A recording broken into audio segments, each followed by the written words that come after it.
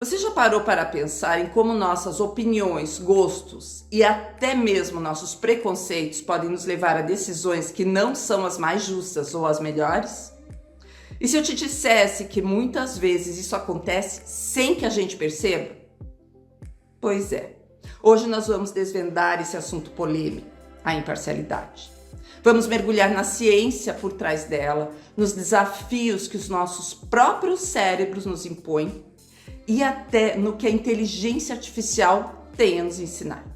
Eu sou a Lorete Fabres e fique comigo nos próximos minutos para entender o que é ser imparcial, porque às vezes não conseguimos agir assim e como fazer para ter mais clareza e tomar melhores decisões, construindo relações mais fortes.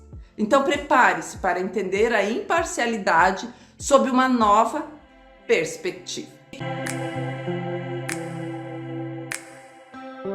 Quando falamos sobre imparcialidade, já lembramos de julgamento. E nisso nós temos razão.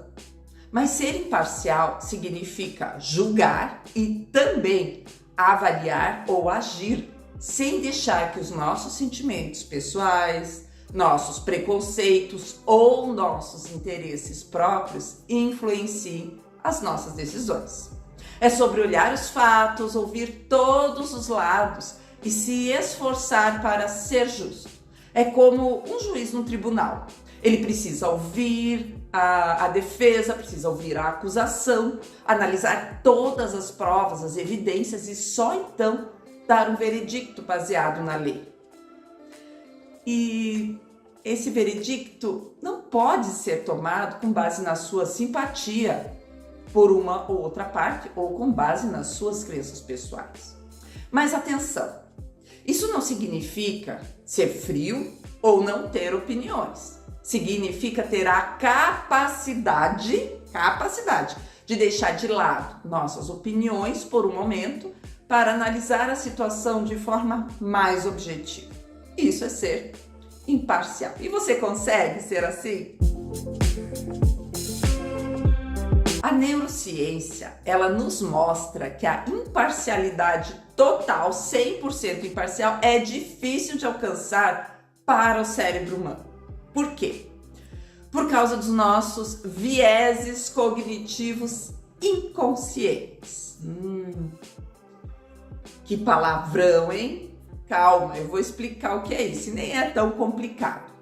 Vieses cognitivos são distorções sistemáticas, contínuas no nosso pensamento, que nos levam a interpretar informações e a tomar decisões de forma irracional ou ilógica, e são frequentemente inconscientes. A maioria das pessoas não percebe que está sendo influenciada por um viés. Por exemplo, a pessoa que tem um viés de confirmação não está conscientemente dizendo: vou ignorar as evidências contrárias. Não, ela filtra e elimina as ideias contrárias sem pensar nelas e só ouve o que quer ouvir para confirmar que está certo. Tudo isso sem perceber. Então, resumindo, vieses cognitivos são falhas ou inclinações que nos levam a desvios da racionalidade. É como a gente só assistir o jornal, né, ou ler a notícia que nos interessa, da forma como ela é dita e que confirme aquilo que a gente acredita. Isso é o viés da distorção, é um viés cognitivo. E esses resultados acabam levando a erros sistemáticos no julgamento e na tomada de decisões. Eu não estou falando que você não está certo, simplesmente que não olha por todos os lados e pensa melhor sobre aquela situação. Na vida, no nosso dia a dia, nós usamos muitos atalhos mentais. Atalhos mentais é a mesma coisa que viés cognitivo? Não, eu vou explicar o que é. Nós usamos esses atalhos mentais para resolver problemas, tomar algumas decisões de forma rápida e eficiente. Nós as utilizamos porque economizam tempo e esforço. Em vez de fazer uma análise complexa e demorada dos fatos, os atalhos abreviam o caminho. Por isso é atalho, né?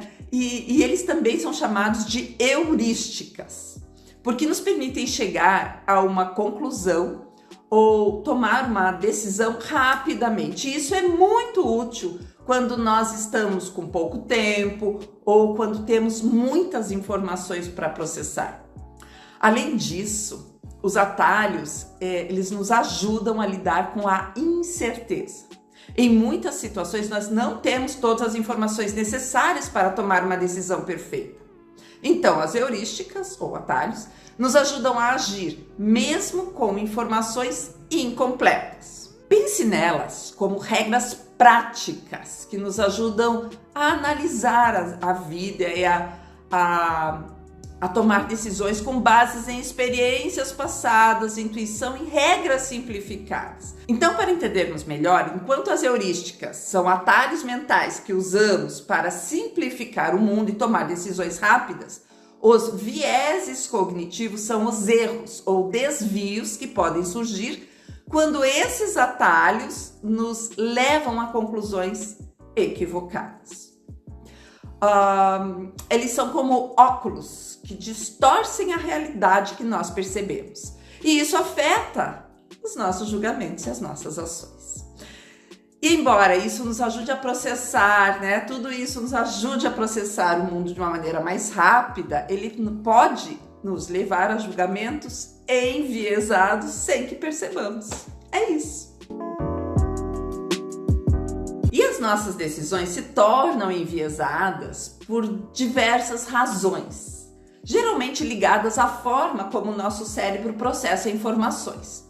Então imagine, sobrecarga de informação. Cada vez temos mais informações e ficamos sobrecarregados, precisamos dos atalhos, que muitas vezes, nem sempre, mas muitas vezes nos levam a vieses.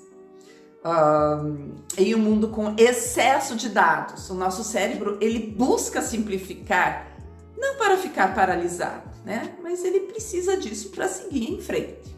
Outra questão, a pressão pelo tempo, né? Quando nós precisamos decidir rapidamente, nós tendemos a usar atalhos mentais para nos favorecer na decisão, para agir, mas eles podem nos levar a erros. As nossas emoções, gente, as nossas emoções, elas com certeza tiram o nosso racional na hora de decidir. Nós decidimos muito pela emoção. E quais são as consequências disso? Pode ser que a gente acerte ou não. Pode ser que seja a melhor decisão ou não. E uma outra questão que influencia muito quando nós agimos, né, usando os atalhos, é porque a gente sente essa necessidade de pertencer a um grupo. E a influência de figuras como autoridades também podem nos fazer concordar com decisões que não tomaríamos individualmente. Então, será que precisamos pensar um pouco mais sobre isso? E avançarmos com toda essa tecnologia que existe? Aí você fala assim, nós precisamos da inteligência artificial porque a inteligência artificial é racional. Será que ela é racional? Será que ela é totalmente imparcial? Parece estranho pensar que precisamos da inteligência artificial para decidir alguma coisa na nossa vida. Mas é algo que a gente precisa se questionar porque faz parte da nossa realidade e fará cada vez mais. Uma máquina, ela não tem emoções. Então, será que ela pode ser parcial em alguma decisão? É muito simples, né? Quem alimenta a máquina? Se os dados para treinar uma inteligência artificial são enviesados, refletindo preconceitos sociais, por exemplo, a IA não só vai reproduzir isso, como ela vai amplificar esses preconceitos, gerando decisões discriminatórias.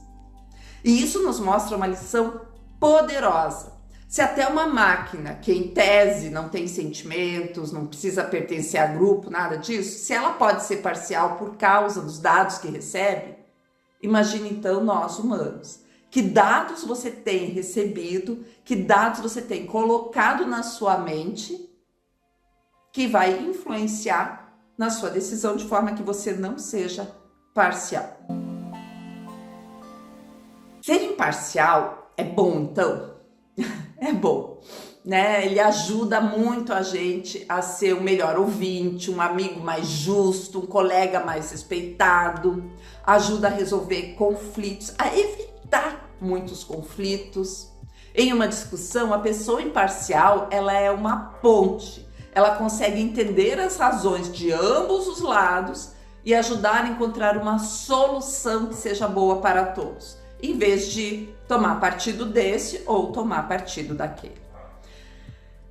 E a imparcialidade, ela também é um desafio, né? Afinal, se a gente não consegue ser 100% imparcial, se a gente precisa dos atalhos mentais, a gente também precisa pensar em como pode agir de uma maneira mais... Não queria usar essa palavra de novo, mas não tem jeito, né? Mais imparcial. Tem muitas formas e muitas coisas que a gente pode fazer para nos tornarmos, para aprendermos a ser mais imparcial.